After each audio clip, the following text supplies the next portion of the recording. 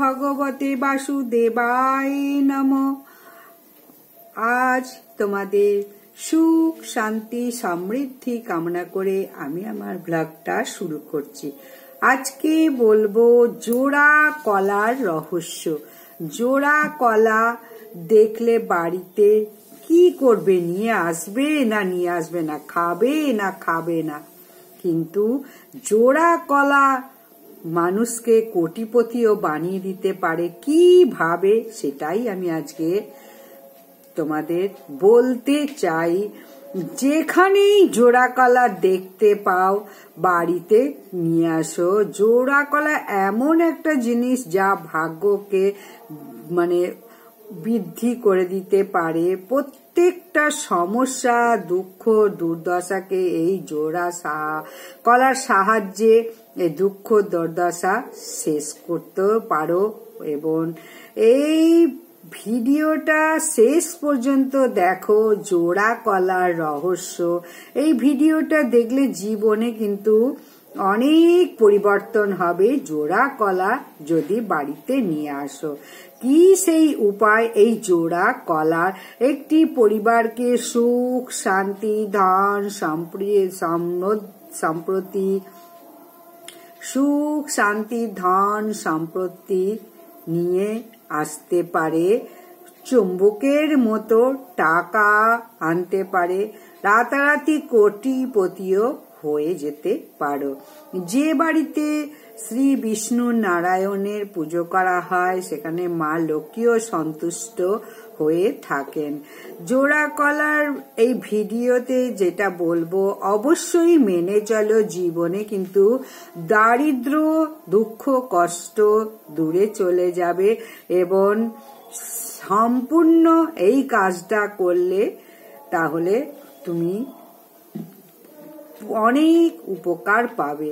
বলা হয় কলা গাছ শ্রীহরি বিষ্ণুর নিবাস। কলা গাছে স্বয়ং বিষ্ণু থাকে। এরপরে ধন সম্পত্তি অর্জন করা, সুখ শান্তি এনে দেওয়া গুরু বৃহস্পতি নিবাসও এই কলা গাছ। তাই কলা গাছকে পুজো করলে মানুষের কুণ্ডলী গুরু গ্রহ শক্ত হয় এবং শ্রী বিষ্ণুর সেই ব্যক্তির ওপর সন্তুষ্ট হন যে ব্যক্তি এই কলা গাছ পুজো করেন।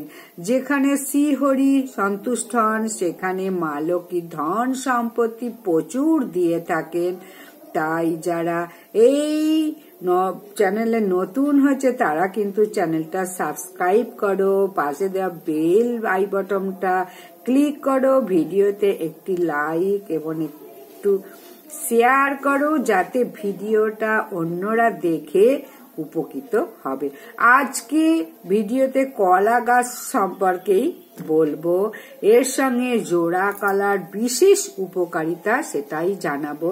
বিশেষ নিয়মটির কথা বলবো যেটা করলে তোমাদের জীবনে সুখ শান্তি ধন সম্পত্তি হবে। বলা হয় কলা গাছে পুজো করলে বাড়িতে থাকা অবিবাহিত যুবক যুবতী ছেলে মেয়ে যারা রয়েছে তাদের জীবনে ভালো সম্পর্ক তৈরি হয়। যদি কলা গাছে পুজো করা হয় সেই বাড়িতে ধন সম্পত্তির কোনোদিন অভাব হয় না। এবং কলা গাছকে প্রতি বৃহস্পতিবার যদি পুজো করো মা লক্ষ্মী শ্রীহরি বিষ্ণু তোমাদের উপর সন্তুষ্ট হয়ে থাকেন। কলা গাছে প্রতিদিন বৃহস্পতিবারে একটি প্রদীপ জ্বালাও এবং ভোগ নিবেদন করো। যত পারো হলুদ জিনিস দিয়ে ভোগ নিবেদন করো। তাহলে পারিবারিক যত অশান্তি হয় তাহলে সেই ব্যক্তিকে কলা খেতে নেই। ব্যবসায় কোনো সমস্যা যদি হয়ে থাকে, ব্যক্তিগত জীবনের সমস্যা চলে একের পর এক সমস্যা আসতে থাকে, সেই ক্ষেত্রে বৃহস্পতিবার দিন কলা খাওয়া থেকে দূরে থাকো। কলা ভুলেও বৃহস্পতিবার খাবে না। দাম্পত্য জীবনে ভাগ্যের অধিপতি হলো বৃহস্পতি। যদি দাম্পত্য জীবনে সুখে থাকবে এবং গুরু বৃহস্পতি যদি ভালো হয় তাহলে তোমাদের কোনো ব্যক্তি যদি কলা দিয়ে থাকে কোনো দিনও খাবে না বা গ্রহণ করবে না। এতে গুরু গ্রহ ভালো থাকবে এবং দাম্পত্য জীবনও ভালো থাকবে। যদি জীবনে সমস্যা না শেষ হয়, একের পর এক সমস্যা লেগেই থাকে এবং প্রতিটি কাজে বাধার সৃষ্টি হয়, তাহলে সেই ক্ষেত্রে বৃহস্পতিবার সাধ্য অনুযায়ী যে কোনো দিন যে কোনো দরিদ্রকে কলা দান করো।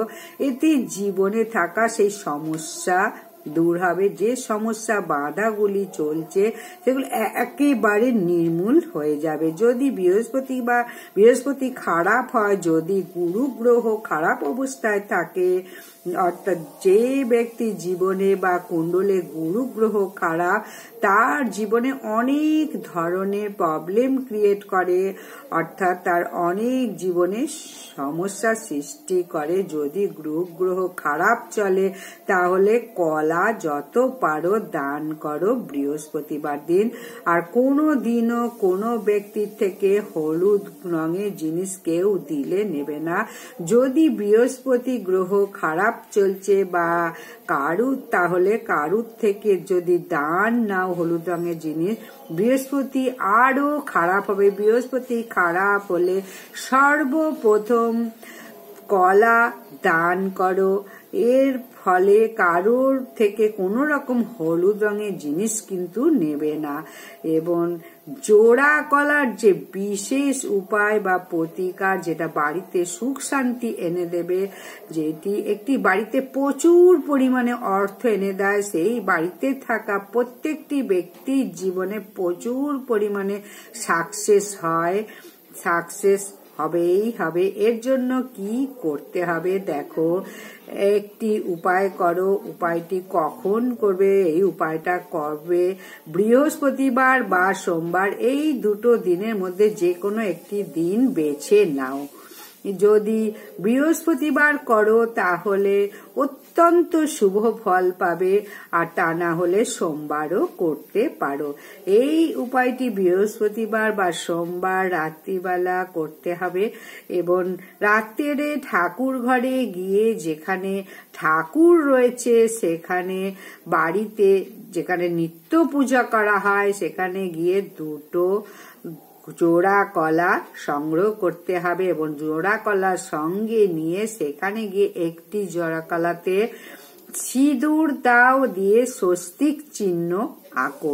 সিঁদুর দিয়ে স্বস্তিক চিহ্ন অঙ্কন করে তারপরে নামটাও যদি লেখো, পুজো ঘরের সামনে বা ঠাকুরের সামনে সেই বিষ্ণু ও মা লক্ষ্মীর ফটো অবশ্যই ঠাকুর ঘরে রাখো।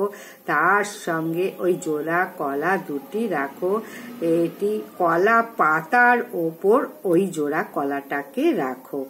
একটিকে সিঁদুর দিয়ে স্বস্তিক চিহ্ন আঁকবে, দ্বিতীয়টাতে নাম লিখবে, যে পুজো করছো তার নাম লিখবে। সেখানে একটি ঘিয়ের প্রদীপ জ্বালাও, তারপরে নিবেদন করো।